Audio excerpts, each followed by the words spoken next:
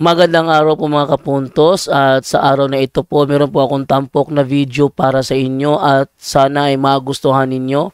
Kaya sa mga bago pa po sa aming channel, please po don't forget to hit the subscribe button at ang notification bell para maging notified kayo sa bawat video na ilalabas ko sa channel na ito. At bilang kahilingan po ng punto por punto team at naway maintindihan po ninyo, sana po wag nyo pong i-skip yung mga ads sa aming mga video. Sa maliit na bagay na po na yan, malaking tulong po yan sa ating programa at sa ating ministry. Sana po maunawaan po ninyo. Maraming salamat po, kaya wag na po natin patagalin. Simulan na po natin.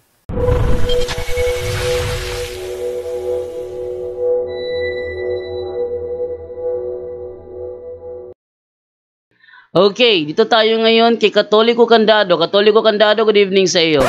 Hello, good evening po sa lahat ng bumubuo ng punto por punto. Happy New Year po. Yes, good evening. May katanungan lang ako kasi may nabuo sa isip ko, may gumugulo sa isip ko. Yung sa Sodoma at Gomora, nung tinanong ni Abraham, di ba, kung may 50 tao na mabuti rin kung gugunawin pa ba ng Diyos, hanggang bumaba ng 10, sabi ng Diyos hindi niya gugunawin kasi para sa mga 10 mabubuting tao. Ngayon, ang ginawa ng anghel, binilocate yung pamilya ni Abraham bago gunawin yung bayan ng Sodoma at Gomora. Lumalabas po ba na ang mabubuti lang, ibig sabihin ang mabubuti lang ron ay yung pamilya lang ni Lot? Gano'n na nga bro. Kasi sila lang inilabas eh. Kaya nga si Abraham, nabaka sakali, kung sakali may 5, sakali may 10, kung sakali may 20. Kaso ang nilabas din na Lot lang at saka yung kanyang 2 anak. So sa madaling salita, at saka yung kanyang asawa. Sa madaling salita, sila lang yung mabubuti doon. Follow po siya. Ibig sabihin sa 2 bayan yun, walang mga bata na ron na nakatira doon. Kasi siyempre pag bata pa, wala pa naman muwang sa yun eh. Sa mga kasalanan yan. Ibig sabihin, walang bata nung panahon yun doon sa bayan na yun. Malamang merong mga bata bro. At saka maybe yung mga bata sa kanila, maaga pa lang natuto na ng ng hindi maganda na ugali. Para bang sa bahay natin, yung mga bata. Kung yung mga matatanda nakatira palamura. Yung mga bata, ganun din, magkikipalamura yun kasi yung mga ginagawa ng matanda ay tama sa paningin ng mga bata.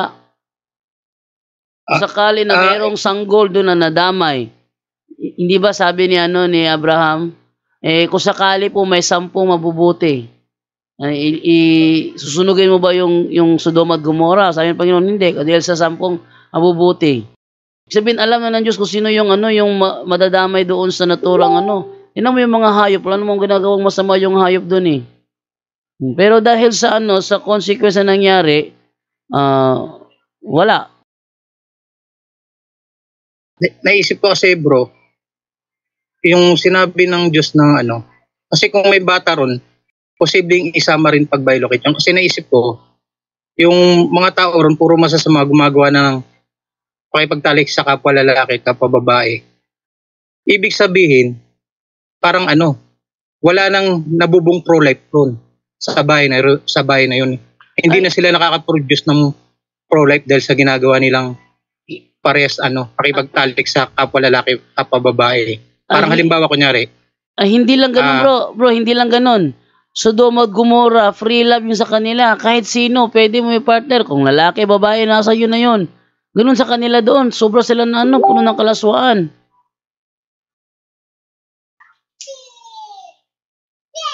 Kasi lalabas na naman yun, parang injustice naman kung pati yung mga bata hindi isinama sa paglabas ng bayan na yun.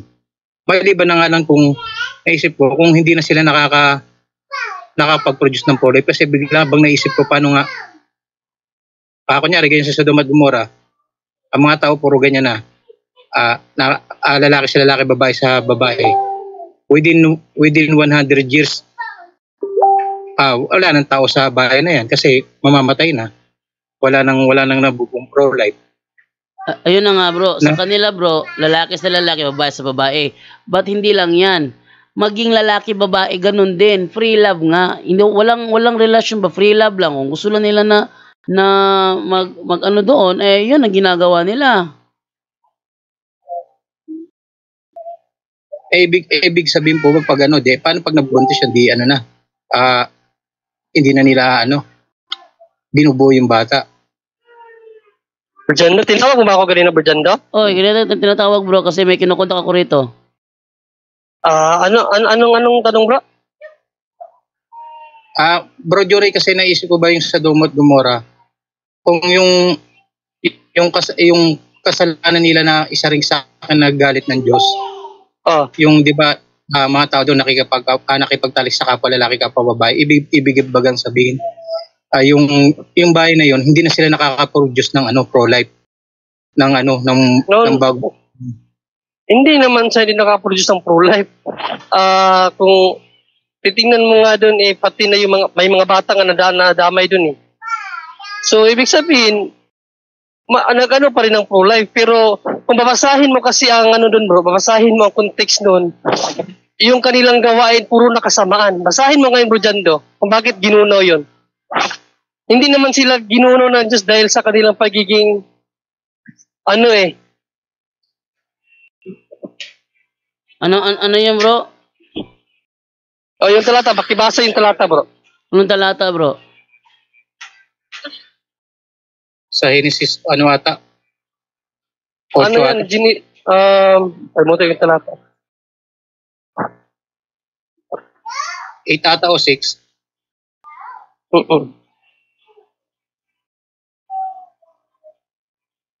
Kasi bro Jory, parang naisip ko ba naman, parang parang unfair sa mga bata na hindi sinama ng anghel na i-bilocate sa labas.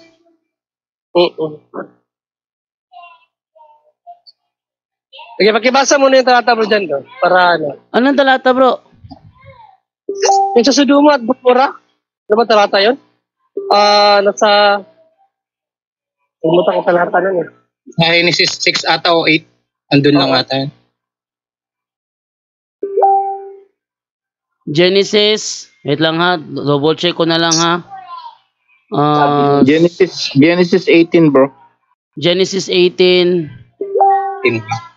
18 to 19 yun, mahaba yun no? Pero titingnan natin, lilipunin mo ba ito, no? Lungsod? Hindi. So, hindi ko ipapamako dahil sa 50 matuwid. So, hindi ko wawasakin dahil ngayon sinabi sa hanggang saan, mahaba kasi tama yan.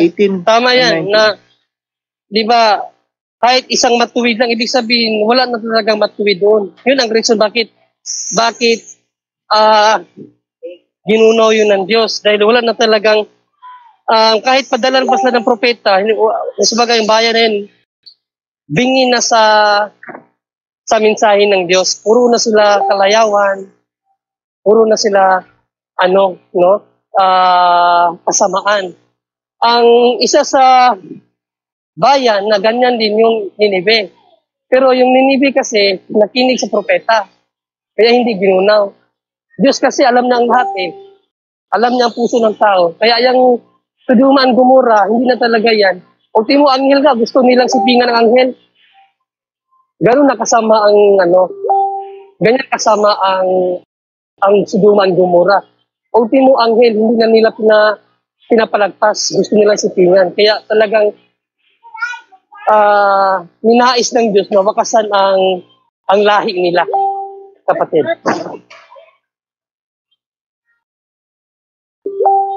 Okay. Kasi ang pinaka-point ko ron, yung mga bata nandun, parang Yes, damay yung bata kasi bakibasa nga bro dyan yung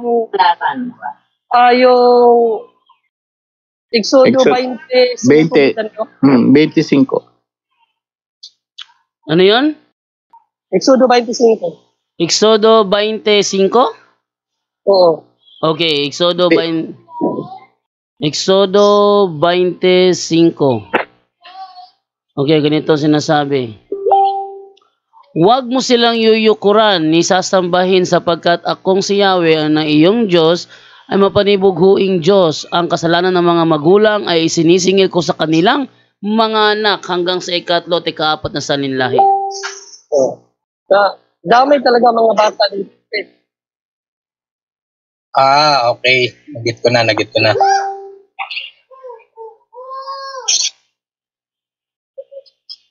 Actually, yun yung tanong ng maraming tao, no? Bakit nadadamay yung mga bata? Biblically speaking, sa mga nakikinig ngayon, no? Di ba nga, minsan, makikita mo yung bata paglabas pa lang, no? May problema na, no? Kasi pagka naman in-interview mo yung nanay, kasi, di ba, kung ano-anong pills ang iniinom, sinusubukan niya. Tapos, nung nabuo, may ang daming problema ng bata. So, apektado talaga. Sasabihin ng mga tao, bakit ano? Kasi nga, kasalanan ng magulang. Biblically po yan, no? So, Old Testament pa lang, talagang madadamay na talaga sa kasalanan yung bata. Kaya nga, hanggat maaari, no? Ang ating Panginoon Kristo talagang binibigyan tayo ng babala lalo na sa mga magulang. Kaya nga may aral no? Sa mga magulang. Kasi akala nila, bakit ang bata nadadamay? Biblical yun. Kasi anak mo yan no? Ang pinaka may obligasyon dyan dapat yung mga magulang. Ang mga magulang dapat ang unang sumunod sa Diyos. So pag hindi ka sumunod, delikado siya. Ang isa kasi, dyan po Angel, yung ang Diyos ba, hindi siya nagkakamali sa kanyang salita. Yes. Alam niya yung darating, alam niya yung mangyayari. Kaya, yung kamatayan ng mga bata na yun, swerte pa sila Kasi, pag lumaki sila, gumayas na sa mga magulang nila, baka ma-impyerno pa sila. Since mga bata pa medyo sila. Medyo Since mga bata pa sila. May chance pa. Naligtas pa sila sa kapahamakan na yun. Kasi, ang mga bata hindi naman pwedeng ilagay sa impyerno kasi wala naman silang actual sin. Sa plano ng Diyos lahat yun. Kasi kung hinayaan ng Diyos yun na manatili yung Sodoma at Gomora, yung mga anak nila, ganun din yun ang lalabasan nun.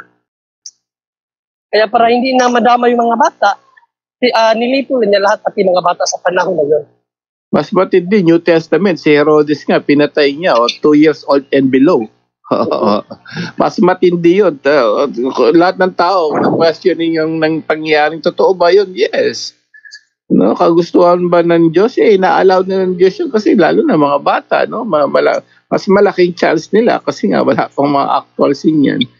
So, kaya kung babasahin kasi natin yung talata talaga doon, kaya nililipos sila ng Diyos dahil sa kasamaan nila, hindi naman sa pagiging nila homosexual lang yung bading karamihan sa kanila doon, halos lahat yata bading. May nabasa pa akong komentary, pati mga bata nga doon na may isip na, pumapatol na rin ng ganun. Kasi siyempre anong nakikita ng bata, yun ang ginagawa. May komentary na ganyan. Kaya, doon nilipol ng Diyos. Kasi alam ng Diyos na hindi na sila nakikinig Pero tingnan mo yung Ninive. Ang Ninive, wala namang pinagkaiba yung Ninive Marami ding doon sa Ninive, pero bakit hindi sila ginuno ng Diyos? Kasi nakinig sila sa propeta. Okay po, malinaw na.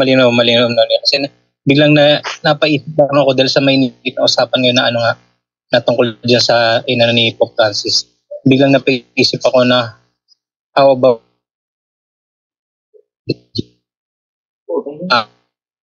alin yung fiducia supplicans? Oo, biglang sa isip ko na yung parugtong ba ganyan, paano kung ganyan alimbawa lang ba, mga tao sa buong mundo, wala nang nabubong pro-life, lalaki sa lalaki, babae sa babae. Yung mga ganyan bro, hypothetical yan, hindi na dapat sagutin yan kasi based lang yan sa isip mo lang yan, hindi naman yan sa realidad. Naisip ko ba bro na baka yung isang dahilan dun sa Sodoma at Gomora, isang dahilan kaya nagalit ng Diyos dahil hindi na sila nakakabuo ng pro-life. Yun ba? Gumulob lang ba sa isip ko? Hindi, nakakabuo pa rin yun sila ng pro-life kung gugustuhin nila. Pero ang kasi doon, ginuno sila Kundi dahil sa hindi sila makabuo ng pro-life, kundi dahil sa kanilang kasamaan. Malinaw yung sinabi yan doon, mababasa mo yan doon. Kaya sila ginuno dahil sa kanilang kasamaan. 1820 nga, Bro Jando. Basahin mga Bro Jando. 1820. Bakit gugunawin ni Lord yun?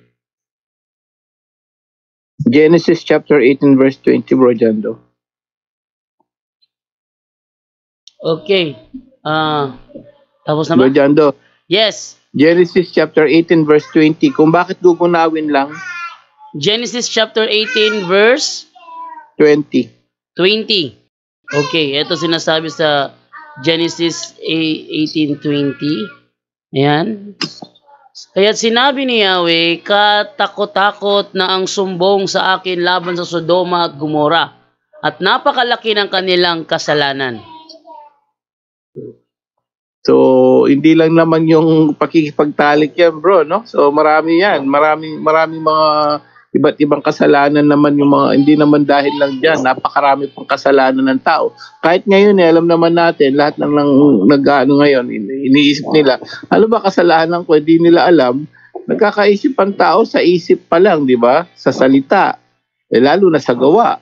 Tapos may kasalanan pang pagkukulang. So, hindi lang yun sa gawa yun yung pagtalik yan fornication yun, no? At saka yung homosexuality. Pero napakarami pang kasalanan yan, bro, kaya ginanon. So, yun, ang pahiwatig dyan, sa atin dyan is iwasan ang yan, baka bago gunawin ng mundo, magbalik loob na po tayo, kapatid. Yun lang, maraming kasalanan din yan, kapatid. Hindi lang yun.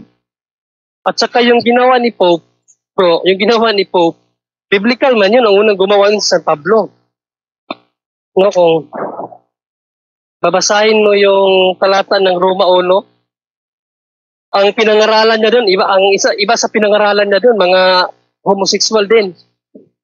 Pero babasahin mo sa English yun, nag-bless din si San Pablo sa mga mga homosexual. Pero sinabi ni San Pablo, ganyan kayo dati. So, hindi pwedeng ipanatili yon. Kaya nga, blessing for mercy yun, iawa, na naway, ang panalangin na iyan, na ibibigay ng pare sa tulad nila, ay makapagbukas sa kanilang isipan, na biya na iwanan na nila, yung gawain nila na iyan. Yan lang naman ang nais ng simbahan, bro. Hindi yung para, dahil ganyan sila, itatakwilan natin. Hindi. No? Kasi, habang may buhay, may pag-asa pa naman. Unless kung hindi na talaga sila magpapaawat, at Diyos na ang huhukom sa kanila, hindi ang simbahan. Ang simbahan lang, dahil nga maawain ang simbahan, no? At in-embrace niya ang lahat ng makasalanan. Tandaan natin sa Bible, hindi lang naman ang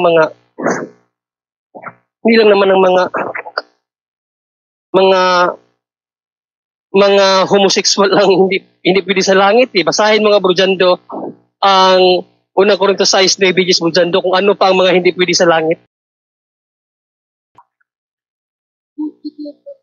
Bro Jando? Yes, ito pala, bro. Unang Korinto 6:9-10. 6:9 hanggang 10. Ang sabi ganito, hindi ba ninyo alam na ang mga makasalanan ay walang bahagi sa kaharian ng Diyos? Huwag ninyong dayain ang inyong sarili. Ang mga nakikiapid, sumasamba sa Diyos-Diyosan, nangangalunya, nakikipagtalik sa kapwa lalaki o kapwa babae, nagnanakaw, sakim, naglalasing, nanlalait ng kapwa o nandaraya ay walang bahagi sa kaharian ng Diyos. All that vices are not allowed to enter heaven. Pero bakit tayo na-focus doon sa homosexuality lang? Ibig sabihin, tinitingnan natin ang kasalanan nila, hindi natin tinitingnan yung mga kasalanan natin. So that is bias. Pero sa paningin ng Diyos, lahat tayo, kinakailangan ang blessing for mercy na ginagawa ng simbahan, kapatid. Magandang idagdag natin yan, Galatia, sa mga nakikinig ngayon, no? At least napag-usapan ng kasalanan. Magandang idagdag natin 5, bro, at Galatia 5 nga, bro, 19, 20, 21. Para sa ano ba kasalanan pa ang dahilan, no? Okay, Galatia 5:19 hanggang 21. Ito naman. Hindi makakaila ang mga gawa ng laman, pagkikiapid, kahalayan at kalaswaan, pagsamba sa Diyos-Diyosan, pangkukulam, pagkapuot, pag-aaway-away, pagsiselos, pagkagalit at kasakiman, pagkakampi-kampi at pagkakabahabahagi, pagkainggit, pagpatay, paglalasing, walang habas na pagsasaya, at iba pang katulad nito. Muli ko kayong binabalaan na gumagawa ng mga ito ay hindi magkakaroon ng bahagi sa kaharian ng Diyos. Napakaraming kasalanan niya, bro. Pero pa nga yung sabi ni Jesus, yung magsabing ulul ka, no? Yung mga magmumura. Yung sa salita pa lamang, 12:36 ng Mateo, sabi ni Jesus, sa salita din, no? Pati yung kapag hindi ka tumulong sa kapwa, no? Sa lahat na nakikinig ngayon, di ba? Sabi niya sa Mateo 25, sabi ni Jesus, ang pinagkaitan nyo, no? Ng tulong, no? Sa kapwa, ito mga hindi tumutulong, ay ginawa niyo sa akin. Napakarami niyang kapatid. So hindi lang yung kahalayan o homosexual yung kapatid, no? So lahat po na nakikinig ngayon, sana sabi nga sa huling araw ng buhay natin, huhukuman tayo sa salita niya. Ayan po yung mga salita ng Diyos, no? Lahat po yan, yung mga nakalagay ngayon sa Biblia at sa lahat ng mga utos niya, sana pag dinayan natin, tanggalin na yan. Although hindi ganun kadali, dahan-dahan, pero try our best. Kasi dyan tayo hukuman, kapatid, no? Okay na ba yun, Brother Katoliko Candado? Opo, malinaw na malinaw po. Maraming salamat. Pangalawang tanong ko, tungkol sa inculturation na ginagawa ni Pope, ng mga Pope, ni Pope John Paul, ni Pope Francis, tulad ng dun sa Panchamama, pati sa pagalik sa Quran ni Pope John Paul, pati yung pagpasok sa mundo ng mga LGBT community ni Pope Francis. Masasabi ba natin yung pagpahintulot ng Diyos ng pagkain ng baboy, pinintulot niya sa mga hintil, ay inculturation din yun? Yes, kasi ang inculturation kasi from one culture to another culture eh. Kaya nga inculturation, no? Like itong ano natin, may pagkakaiba kasi ang inculturation sa syncretism, no? Dalawang bagay magkaiba yan. Ang inculturation, like halimbawa itong kalendaryo pagan yan. Pangalan ng mga Diyos-Diyosan yan, from Monday to Saturday to Sunday. Pero anong ginawa ng simbahan? Christianize. So that is inculturation. Tama bro, mali? Tama. Inculturation yan. Anong pinakaiba ng syncretism? Syncretism, yung mga paniniwala ng mga pagano, ini-apply mo sa paniniwalang Katoliko. That is syncretism. Pinaghalo mo ang paniniwalang pagano sa paniniwalang Katoliko na hindi naman pinahintulot ng simbahan, hindi ginawang paniniwalang Kristiyano o yung tinawag nating Christianize. Hindi siya never sa Christianize na simbahan. Yun ang syncretism. Yung pagkain ng baboy,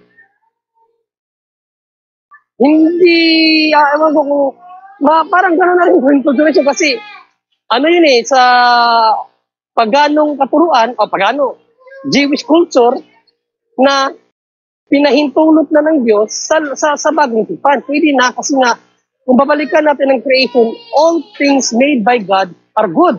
Unang Timoteo 4:4. Kasi pakibasa nga bro dyan at dapat nga pasisalamatan o tanggapin na may pasasalamat. Pakibasa bro, 1 Timothy 4:4 bro dyan do.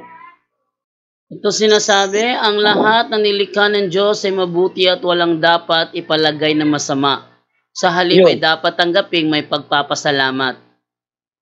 Kung lahat ng ginawa ng Diyos ay mabuti, ano bang naging dahilan bakit hindi kinakain? May reason naman yan eh. May reason behind. Kasi nga, sa panahon nila dati, ang lahat ng mga pagano na hindi naniniwala kay Yahweh, yun ang pinakaunahin yata nilang yung baboy. No? Lalo na dun sa Kaya, para maihiwalay ang kanyang bayan, hindi niya pinakain ng baboy ang kanyang bayan. Parang yun, significant na ang Israel ay special people ba na pinili ng Diyos. Kaya ang daming mga bagay na hindi ipinahintulot ayon sa panahon nila kasi nga hindi naman lahat kasi ng mga pagano dati ay kumakain ng baboy. So isa ito sa komentaryo na narinig ko. Hindi ko lang alam kung tama ba komentaryo, pero isa sa komentaryo na narinig ko na para special people sila pinasahi. No, na sa ang bayan na pinili ng Diyos, yan lang yung bayan na hindi kumakain ng baboy. Pero before yung utos na yan, wala pong mababasa sa Bible, no? Before Moses, walang mababasa sa Bible na bawal kumain ng baboy. Lahat nga pinapakain eh. Pakibasa nga bro dando yung Genesis 1, ano bro? 1, yung umpisahan mo sa 26 to 28 bro dando. Ano yan bro? Saan ako mag-umpisa sa? 26 to 28. Okay. Pagkatapos sinabi ng Diyos, ngayon likayin natin ang tao ayon sa ating larawan. Ayon sa ating wangis, sila ang mamamahala sa mga isda, sa mga ibon sa ipapawid at sa lahat ng hayop. Maging maamo o mailap, malaki o maliit. Nilalang nga ng Diyos ang tao ayon sa kanyang larawan, sila'y kanyang nilalang na isang lalaki at isang babae. At sila'y pinagpala niya, sinabi niya, magpakarami kayo at punuin ninyo ng inyong mga anak ang buong daigdig at kayo ang mamahala nito. Binibigyan ko kayo ng kapangyarihan sa mga isda sa tubig, sa mga ibon sa ipapawid, at sa lahat ng mga hayop na nasa ibabaw ng lupa. Lahat ng mga hayop, pamamahalaan ng tao. Hindi sinabi na maliban sa baboy, huwag mong kainin. Hindi eh. Di ba? Lahat. Ibig sabihin lahat, pamahalaan nyo, anong gusto nyo sa lahat ng mga hayop. Kayong nabahala. Posible naman sila, Adan at Eva, yung baboy, hindi na nila sinama yun sa gustuhin nilang kainin. Posible yun. No, wala namang ganun mababasa sa Bible. Dumating lang yung utos na yan, doon na sa panahon nila ni Moises, nung tinawag ng ang Israel. At may komentary na nung nandun pa sila sa Ehipto, ang mga Israel kumakain ng baboy yan. Nandun pa sa Ehipto, yung nabilanggo pa sa Ehipto, kumakain sila ng baboy. May nabasa o narinig akong komentary na ganyan. Iniwasan nga nila yung pagkain ng baboy nung mayroon ng utos galing kay Yahweh. Kapatid. Okay na ba yon, bro? Okay, maraming po sa magandang sagot. God bless po. Salamat po.